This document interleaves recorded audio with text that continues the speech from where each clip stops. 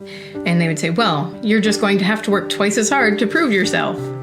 I don't want to work twice as hard as the normally very hardworking engineers, just to be seen on an equal playing field with them. I don't want that. The Rational View is a weekly series hosted by me, Dr. Alan Scott, providing a rational, evidence-based perspective on important societal issues. Hello and welcome to another episode of The Rational View. I'm your host, Dr. Al Scott. In this episode, I'm going to explore gender bias in STEM fields, science, technology, engineering, and math. And I'd like to keep this as a bit of an ongoing theme for some of my podcasts in the future as well, because I think gender bias is an important issue. Now, many people will say that we've got past this. We're enlightened, we're woke, gender bias is not a thing. And yet, anti-science sentiment is a growing problem in society. Why is there anti-science sentiment? It's because a lot of people aren't bought into the process of science as a path to truth and knowledge. And this, I believe, based on the evidence, is wrong. Why are people reaching this conclusion? Well, women are statistically underrepresented in STEM fields. Why is this? Some people would say that they aren't interested in science. Perhaps they're biologically predisposed not to be as logical as men. I think that's bogus. I think there's a reason that women aren't entering STEM fields as much as men. I think some of it has to do with role models being hidden. And I also think it's because the field is not as welcoming as it could be. I think there are barriers for women in certain STEM fields. And I think if women are driven out of science, they are going to seek alternative methods of truth. And this is harmful to society. As always, if you enjoy what you're hearing, please press like on your podcast app, send me a comment, and share it with your friends. I'd love to hear from you. Thank you so much for listening. STEM fields have traditionally been male-dominated. In 1970, men were 92% of STEM workers. Gains have been made in the interim. By 2019, men made up 52% of all U.S. workers, but 73% of all STEM workers, down from 92%. In the social sciences, women are now the majority, 64% in 2019. Women also now make up nearly half of those in all math and life and physical science occupations. This is a good thing. However, women did not make as big of gains in computer and engineering occupations, which make up the largest portion of the STEM workforce. Roughly 80% of STEM workers are in the fields of computer and engineering. Women represent only about a quarter of computer workers and 15% of those in engineering occupations. What I want to ask is why? What's driving this trend? And does society need to do more to level the playing field? Women are always less likely to choose a STEM program regardless of mathematical ability. From my early research in this, amongst those who went to university, 23% of women in the three highest categories of PISA scores. PISA stands for Program for International Student Assessment, where I was looking for my data. 23% of women in the three highest categories of those scores chose a STEM program, compared with 39% of men in the three lowest categories of the PISA scores. Some would argue this means women just aren't as interested in STEM fields as men. But I want to know why. Why aren't they interested? Are they being dissuaded? Is there a culture in STEM fields that keeps them away and that makes them disengaged? Because we want women to be just as engaged with science and STEM as men, because this helps society. Diverse perspectives are good for society. They're good for science, and science is good for society. To explore further the impact of gender and discrimination on women in technical fields, I've decided to do a few interviews with my family to get their opinions and experiences. My daughter, Clare Scott, has just graduated from Arnprior District High School and is planning to start an environmental sciences program at McGill University in the fall. Clare graduated with top marks in her class and is going into a traditionally male STEM field, science. Clare, why did you want to go into environmental science? I think it was kind of the perfect unity of some of my favorite things. Being away from people, hanging out in like nature, doing field research in that area, and also feeling like I'm making a positive impact. I see. Okay, good. So science. Science is traditionally male-dominated. There are expectations amongst society about what girls should do. I want to ask a little bit about what your experiences have been going through high school and what your expectations are going into a STEM field that because of the expectations of society. What's the perception amongst your peers about girls going into STEM fields? Are you worried about gender discrimination? I am a little bit. So far, it seems like my experiences have kind of culminated in the idea that in order to be respected and seen as some sort of equal, I actually have to be ahead of my male peers in class. It seems like if I ask even simple questions just for clarity or complete understanding to them, even just about like what the handout was detailing, they seem to think that I don't know anything about the subject as soon as I start asking little questions. So I have to be almost completely self-sufficient or rely on my female peers if I want to get any sort of clarity or respect from my male peers. So you're getting a condescending kind of vibe from your male peers in the science field? Yeah, and it's kind of funny now that I have the validation that my marks were the highest in my entire graduating class. A lot of times I would have male peers asking other male peers around me for answers to things. And even though I was always the one who ended up giving the answer, the whole rest of the semester, they would still keep asking the male peers. And I would just have to chime in because the male peers usually weren't ready to answer because they weren't done yet. Okay, so basically they don't recognize you as an expert in this or as a even an equal. Yeah. Even though the evidence is there. They're unable to recognize that. How does that make you feel? Yeah. It's a little frustrating, especially when some of them are my friends. I'm not used to it per se because going into high school, you meet more people. There weren't really any male peers that were on par with my marks in elementary school kind of thing. But as you start to get kind of the top academic averages from each of the feeder schools coming into high school together, my friend group started being made up of more people that were kind of on par with the level of like academic intensity that I was used to. So it was with people that are just kind of obviously more struggling in STEM subjects. If I'm explaining stuff to them all the time, they're obviously going to recognize that I'm like, I know what I'm saying, like I know what I'm talking about. But when you get people that are used to doing the explaining to others, they don't see that I'm doing the same thing if I ask them to repeat what the teacher said or something. Like they're just assuming that I'm coming into this with no ideas of my own.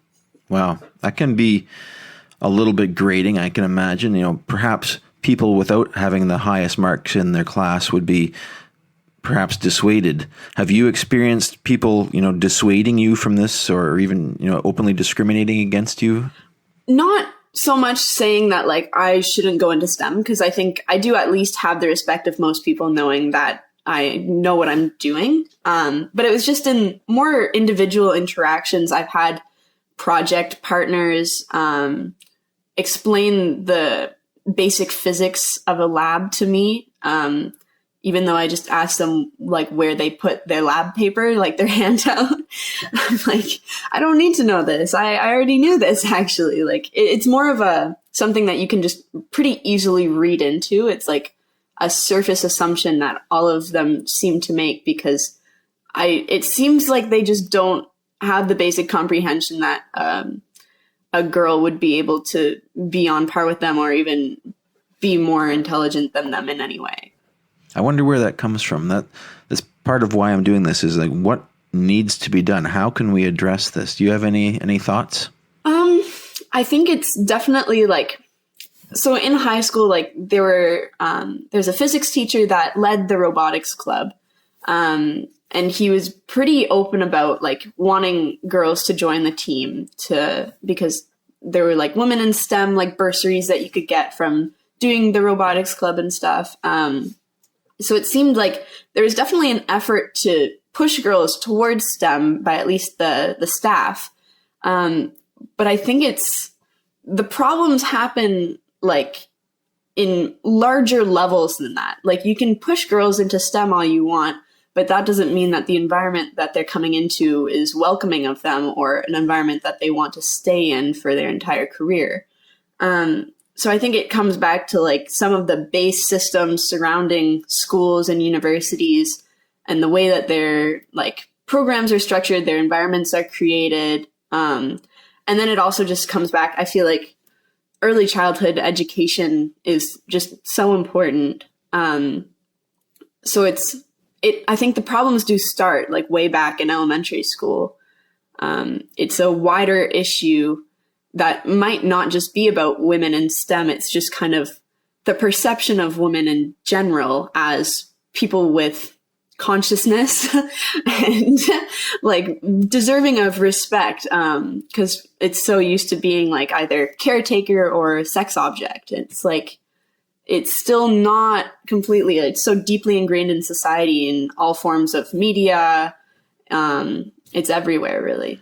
Yeah, it reminds me a little bit about what Amita Kutner said on our interview. They are an astrophysicist who ran for the Green Party leadership of Canada, and they encountered what was a cult of genius in grad school that assumes that the high performers are male because of whatever reason, brain structure or these theories, and it really affects women who want to get into these fields because there's a huge overlap between male and female, and there's a lot of argument whether nature or nurture has an effect. And so I think that is certainly a good realization. I'd like to hear this perspective and what we can do about it. And it does have to start at an early age, and we do have to adjust our perceptions to recognize that we're all people. Yeah. And it all comes back to like the history of science, even like whenever you're doing projects in class about historical scientific figures, it's like the 99% of them are male, except for like the one woman that discovered like the model of DNA, like took the first picture of DNA. And it was like stolen by her male colleagues, but it's a very common story. All of the male scientists that get the headlines, half of them stole it from their female workers. Even though you're telling the story of like, well, she actually did it, but they stole it from her. Like, we still don't see any just like base success story of a woman did this and she was able to be successful with it. It just isn't taught, or it isn't recognized, or it hasn't happened yet, which is also sad. We really need to celebrate our female STEM role models and celebrate their achievements and get them well known, because their names, we have to make amends for what's happened in the past and fix these and make the females that did the discoveries, make them popular and famous. And I think that would hugely change the dialogue and the societal impression of women in STEM. I agree. Yeah. And I feel like going back to more of the more abstract ideas, I feel like there is also just this perception that femininity in itself, like to be a woman in STEM, you have to be masculine.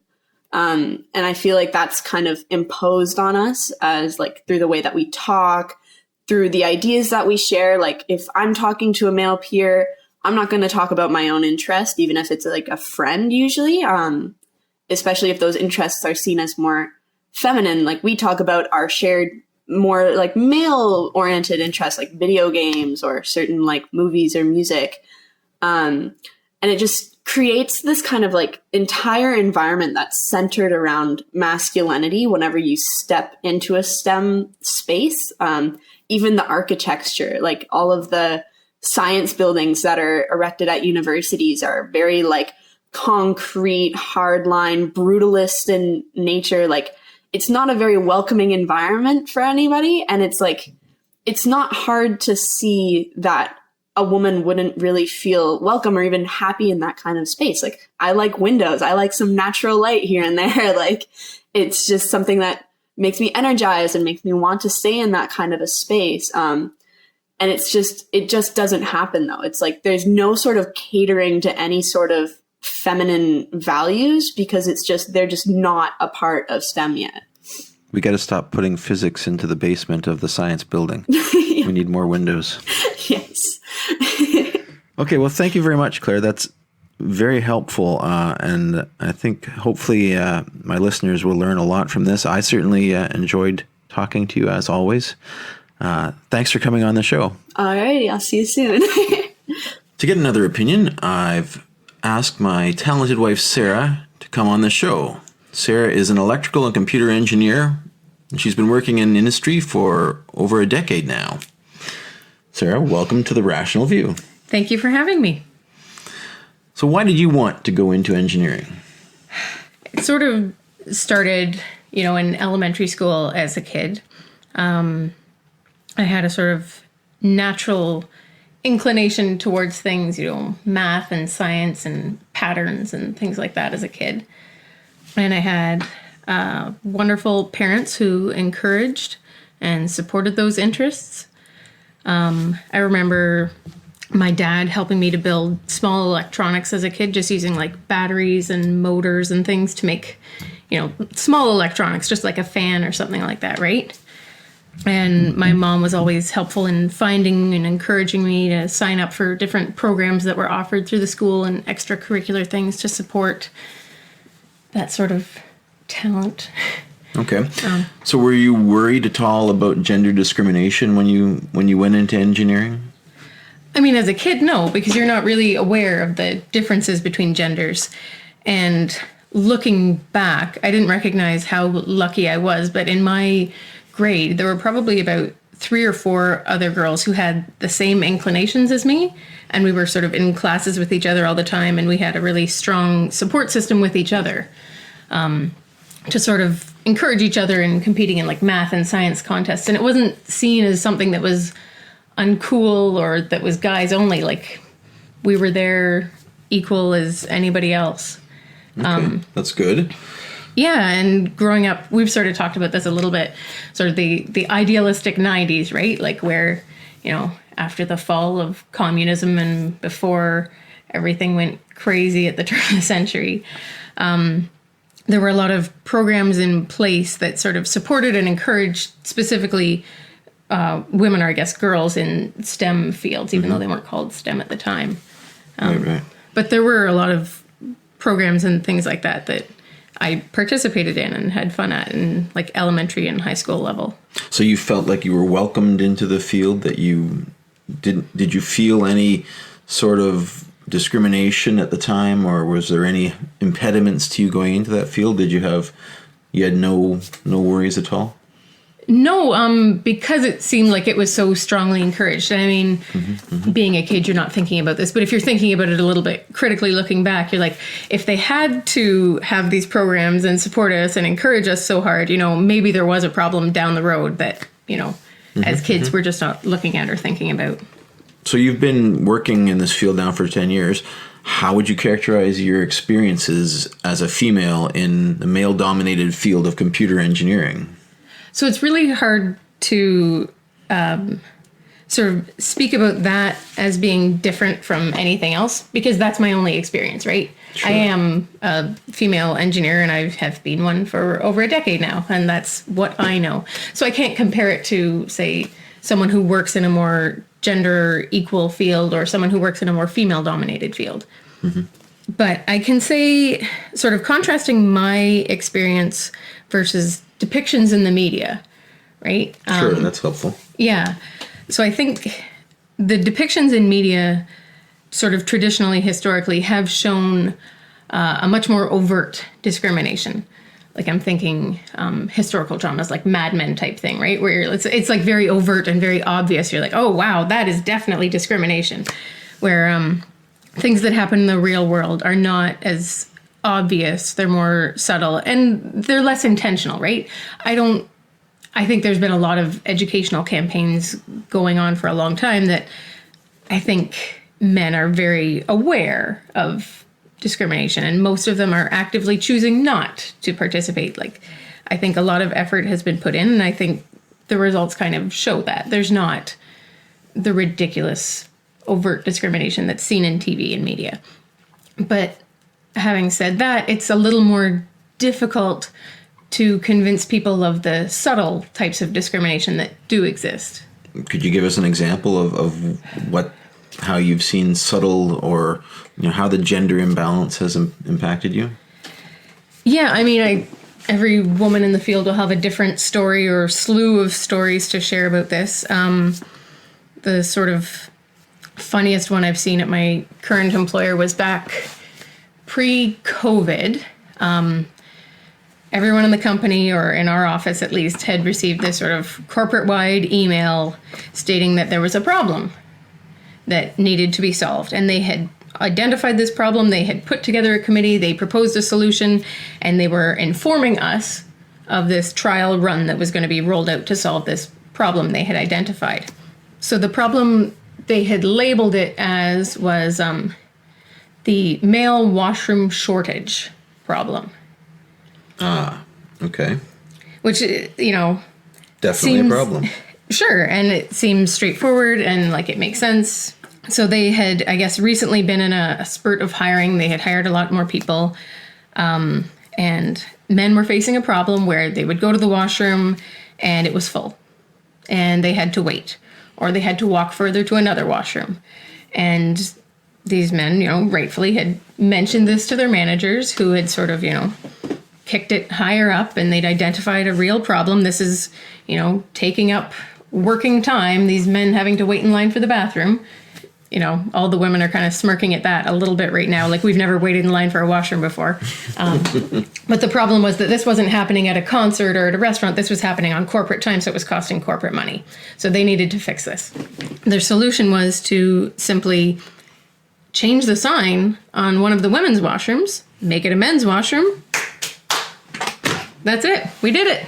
Hooray, everyone. We've solved the men's washroom shortage problem. Back to work. Excellent. Right. So that's definitely a problem of the gender imbalance. Right, which is how I viewed it. I saw this is not a men's washroom shortage problem, because it's not that there were fewer washrooms for men. There were equal numbers of washrooms for women and men throughout the building. They were always in pairs wherever they were. This is really, and like, shocking to me that they didn't identify it as such, but it was really a female employee shortage, or like a gender imbalance issue, right? You don't have enough women working here, or you have too many men to women, right? Like, were there any women on the committee addressing this issue? I don't know, because I didn't actually get that high up in it. So they had sent out the announcement that this was happening. And then sort of halfway through the trial period, they sent out an email to all employees saying, how is this going? Has this impacted your workday at all in any negative way, right? And I think what they were sort of expecting in that is for, the disadvantaged women to write back and say, well, yes, it's impacted my workday, and that I have to walk another 50 steps to the next washroom instead of this one, right? That's the obvious, minor inconvenience we're facing. But I did draft a very articulate note to them, identifying that this disadvantages me in the way that it highlights how unimportant gender balance is to this corporation, right? Like, it shows you that, women aren't valuable enough to try to solve this and to get to the root of this problem, to solve it. The solution was not to hire more female employees to balance it, but it was to transfer female washrooms to the men. Right. Which I absolutely understand, the logistics and the Band-Aid solution. And, like, you can't just instantaneously hire more women or instantaneously change the gender of half your staff to solve this. But I understand that it's a long-term problem. But the fact that, this should have been identified a long time ago, and there are ways to address this. And I mean, not just for this company. This company can't change the entire culture because it's a bigger thing that needs to shift. But well, many people would say that at this point we shouldn't strive for equality in the fields because women just aren't interested in the same things as men. What we've discussed this in the past. What's your take on that viewpoint? That's a difficult one because, I mean, like we sort of said at the beginning of this, I think I'm one person explaining my experiences, right? I'm not a gender studies expert. I don't have the statistics to back up things like that. But I mean, I had a natural inclination towards these things. I have to imagine that other women do. And it feels like there are more sort of societal pressures that push people one way or the other rather than, internal motivations. There seems to be a culture that dissuades women from going into some fields. There may be some sort of cultural issues, cult of genius, for example, or condescension towards women. So, again, I can't speak on that, clearly because I haven't studied that in depth. I'd like it if you could interview more people who have studied that and hear their stories. Me too. But one of the things I have noticed is, yes, there's the initial problem of getting women into the field. And I think a lot of work and a lot of effort successfully has been put in to encourage more women to enter science and technology and math. But there's a problem keeping them there. And there are a couple factors like I've noticed and experienced that cause women to leave the field earlier or at a greater rate than men do. So yeah. Family, for example, raising children seems to be one reason that women will leave fields, and this is generally across the board. They don't get the support. I remember I was watching one of the original Star Trek episodes. It was a bit jarring because there was this gorgeous female officer, and Captain Kirk was there talking to Bones, and Bones said, "Yeah, Kirk, soon she's going to meet the right guy, and she's going to leave the service, and you'll be losing an officer." Yeah, this is supposed to be a progressive show. Right. Back in the day, it was. Yeah, and they were highlighting. They didn't question the fact that the woman will be leaving to raise a family with a man. Right. Women work up until about 20 or 25, and then they go have families, and they disappear off the face of the planet forever, and you never see them again. They become moms, and that's it. Yeah, that's a huge hurdle for women, because as we've talked about before, we're very lucky here in Canada. Women can get up to a year, and I think maybe a year and a half now, of paid or subsidized parental leave, which is excellent and amazing, and you need that when you're starting your family. They also have a lesser utilized program in place that allows for male partners to take some of that parental leave. Unfortunately, I think there's a bit of a social stigma around that discourages men from taking that time off with their families. And I think it disadvantages both men and women. Yeah, I agree. I highlighted this in my Gender Gap, Family Gap podcast early on. The fact that, we need to normalize men taking parental leave and bonding with their kids and being a part of the family. And we need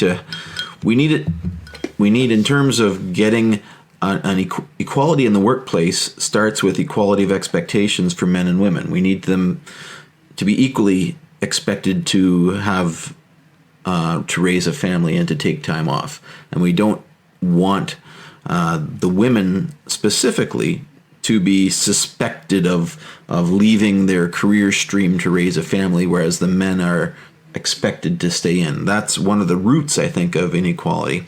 I don't know if that's more prevalent in engineering. There does seem to be a significant difference between engineering and computer science and other fields in terms of the balance between the gender balance. And I'm not sure. I think the root of that is also includes some additional cultural aspects that that discriminate against women's interest in that field.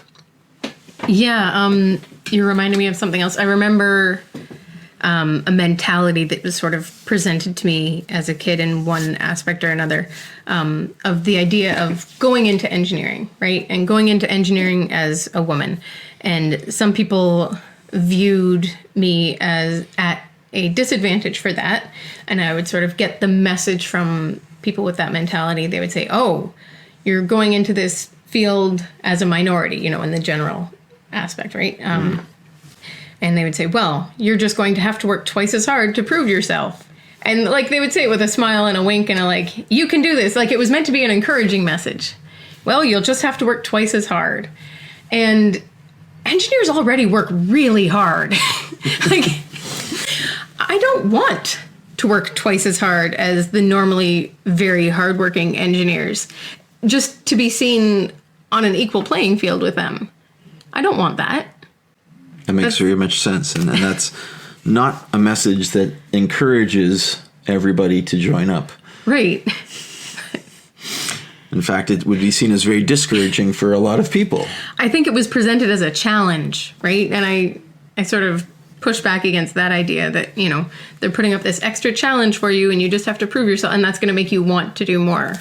That's a very good message, and I think it's something that we all have to take to heart and examine the societal preconceptions that we have, that unconscious biases and challenges that women have in a field where they are a minority, and minimizing the discouragement. Not only the encouragement of getting people into the field, but making it so that they feel at home and not condescended to once they're there, I think are very important. Do you have any other ideas for what we could be doing? Or yeah, the biggest thing for me, I think, is, we've talked about it before, but is encouraging men to take more parental leave, because of the career gap women face when they take parental leave, right? You're taking a year or two or however many out of your career. In your prime years as being recognized as a producing member of your company or whatever. Right, and then you're jumping back in and trying to get caught up, and you're always going to be behind on that treadmill. And I think it's important and valuable for men too, for the reasons you've highlighted, right? If men take time off and spend time at home with their kids alone while their wife is out working, talking about this type of relationship, they get more ownership over things like the kids' lives and household chores, and they become a more productive and contributing member to the household at home too, right? And True. Then they form those bonds with their children that really are helpful in their longevity, right? When men retire, they're often lacking some of the same social bonds that women have of the same age, right? And those are the bonds that help sustain you throughout your years. Yeah, definitely. The life expectancy difference is potentially part of the family gap that men experience as being ostracized from their children more than women in general. So yeah, those are good ideas. Another thing that actually came up recently for me was I gave a talk at the CAP annual meeting, Canadian Association of Physicists, and one of the things I highlighted was the career path for academics. Most physicists leave academia. There's just not enough positions, and the ones that do stay in academia have to go through a grueling postdoctoral phase after their PhD for several 3-year placements where they're being paid peanuts. Basically, they aren't given a salary where they can raise kids. Right. And basically, if you decide you have a choice at that point of your career, you're basically of childbearing age and you want to start a family, you can go on to try to become a professor and get into the academia, or you can have a family. And it seems like an either or choice right. for most people. And if you're a couple, then typically the man is the one that will do the career and the woman is the one that will sacrifice that career for children. Yeah. And I think that binary situation needs to be addressed also at the level of how do we define career paths. and we define career paths that are equal for both sexes. I like that you bring that up because I think we're going to see that sort of explode on a macro scale with the impact of the pandemic, right? When there has been a greater burden placed on household responsibilities, right? Kids are at home or they have different programs going on. They're not in school as much or they can't go to daycare, where a lot of families are going to have to make that really tough choice of, do we sacrifice one of our careers to sort of keep our family going throughout this? And like the majority of families, they're going to be in this situation where the men's making more or slightly more than the woman, and we're going to lose a lot of women in the workforce. We're going to set back all those, all that progress we made in getting women into the workforce. And I'm really sort of scared, actually, to see how this plays out. Yeah, the COVID situation has been a significant impact on equality in the workforce. I think a lot more women left the workforce than men to deal with the impacts of having kids at home all the time. Did you just mansplain my point back to me? Ouch. I'm sorry. So I think that brings us to the end of our time slot. I love you. I love you too. Thank you very much for coming on The Rational View. I appreciate as always, I appreciate your viewpoint, and thank you for sharing with our listeners. Thank you very much for having me. If you'd like to follow up with more in-depth discussions, please come find us on Facebook at The Rational View and join our discussion group. If you like what you're hearing, please consider visiting my Patreon page at patreon.podbean.com/TheRationalView. And this month only, that's July 2021, if you leave a review of The Rational View podcast on iTunes, I'm going to give you an entry into a free draw for a Rational View t-shirt. Share your review with me on Facebook, and I'll know who it is, and I'll put you in the draw. Thanks for listening.